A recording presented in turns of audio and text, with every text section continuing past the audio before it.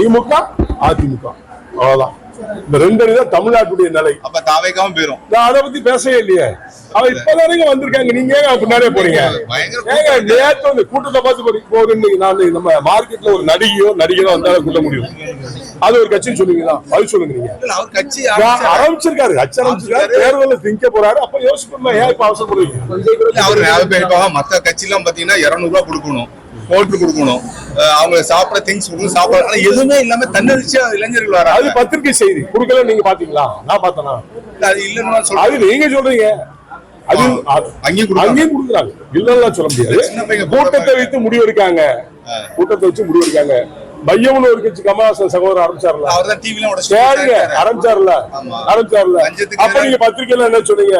அடுத்து மையம் தான் வரும், தமிழ்நாட்டுல ஆள போகுதுன்னு மத்திய செய்தி சொன்னீங்க. இதுக்கு அவருடைய நிலை என்ன? பரிதாம ஒரு சீட் வாங்கிட்டு போய் நின்றுட்டாரு.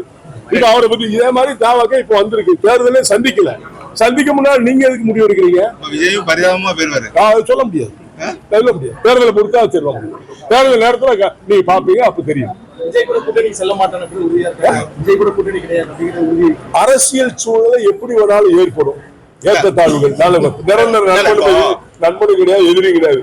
அந்த கால சூழ்நிலையை பொறுத்து விடுதலை சிறுத்தையும் பங்கு கேட்டாங்க, இப்ப வேணாம்ட்டாங்க. ஆட்சியில பங்கு ஒண்ணு. ஆனா அது அவருடைய ஸ்டாண்ட், அதோட கான்செப்ட் விஜய் மட்டும் தான் சொல்றாங்க. ஆட்சியில் பங்கு என்பது யாரும் இல்லாம அவர் சொன்னாரா எல்லாரும் போயிடுவாங்களா? பின்னால அவர் ஆட்சி நான் பங்கு கொடுக்க, அதனால எல்லா கட்சியும் அண்ணா திமுக திமுக எல்லாம் கழிச்சுட்டு அவங்க கூட சேர்ந்துருவாங்களா? நீங்க என்னங்க பேசுறீங்க? நேத்து வந்திருக்காரு, கட்சி ஆரம்பிச்சிருக்காரு, வரட்டு தேர்தலில் சந்திக்கிறது. அப்ப மக்கள் முடிவு எடுப்பாங்க. அந்த மக்கள் முடிவு வச்சுதான் நீங்க சொல்ல முடியும். நன்றி.